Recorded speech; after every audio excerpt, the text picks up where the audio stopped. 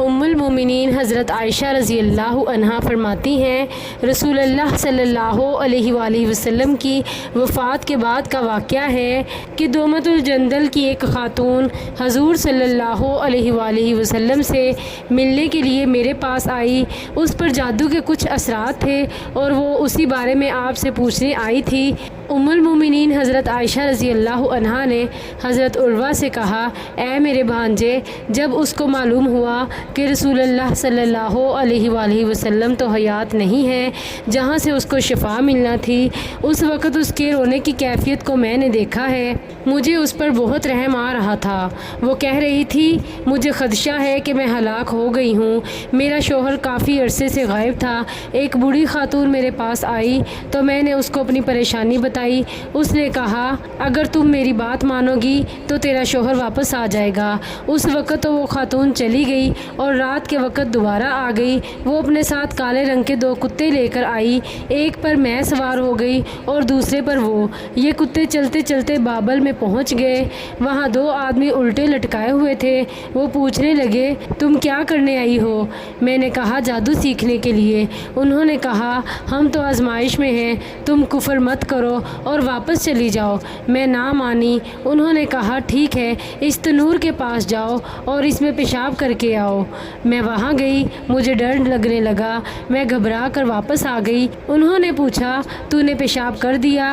میں نے کہا، جی ہاں۔ انہوں نے پوچھا، تجھے کوئی چیز دکھائی دی ہے؟ میں نے کہا، نہیں۔ انہوں نے کہا، تو نے پیشاب ہی نہیں کیا، تو واپس اپنے وطن چلی جا اور کفر مت کر۔ لیکن میں پھر نہ مانی۔ انہوں نے پھر کہا کہ اس تنور میں پیشاب کر کے آؤ۔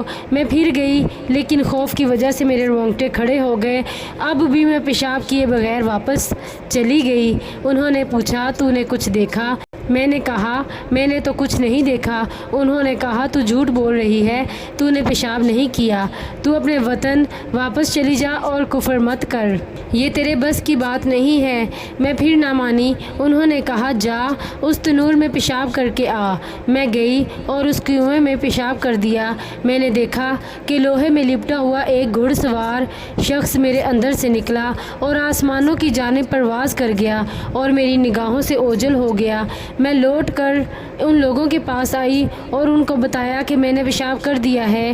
انہوں نے پوچھا، تو پھر تو نے کیا دیکھا؟ میں نے کہا، میں نے لوہے میں ڈوبا ہوا ایک گھڑ سوار دیکھا جو میرے اندر سے نکلا ہے اور آسمانوں کی طرف جا کر غائب ہو گیا۔ انہوں نے کہا، اب تو سچ کہہ رہی ہے، وہ تیرا ایمان تھا جو تجھ سے روانہ ہو گیا، اب تو چلی جا۔ میں نے اس عورت سے کہا، اللہ کی قسم مجھے کسی چیز کا پتہ نہیں چلا اور نہ ہی انہوں نے مجھے کچھ بتایا ہے۔ ان لوگوں نے کہا، کیوں نہیں؟ اب جو چاہے گی وہی ہوگا۔ تجربے کے طور پر یہ گندم کا دانہ لے اور اس کو کاشت کر دے۔ میں نے اس کو کاشت کیا، اس کو کہا، اگ، تو وہ اگ آیا۔ میں نے کہا، بالی نکال، اس نے بالی نکال لیا۔ میں نے کہا، بڑا ہو جا، وہ بڑا ہو گیا۔ میں نے کہا، پھل نکال، اس نے پھل نکال لیے۔ میں نے کہا، پھل بڑھا، اس نے پھل بڑھا دیے۔ میں نے کہا، پک جا، وہ پک گئے۔ میں نے کہا، آٹا بن جا، وہ آٹا بن گیا۔ میں نے کہا، روٹی بن جا، تو وہ روٹی بن گئی۔ پھر جب میں نے دیکھا کہ میں جس چیز کا ارادہ کرتی ہوں وہ ہو جاتی ہے تو میں بہت نادم ہوئی۔ اللہ کی قسم، اے ام المومنین، میں نے اس میں سے کچھ بھی نہیں کیا اور نہ کبھی کروں گی۔ میں نے صحابہ کرام رضی اللہ عنہم سے رسول اللہ صلی اللہ علیہ وآلہ وسلم کی وفات کے واقعے کے بارے میں پوچھا۔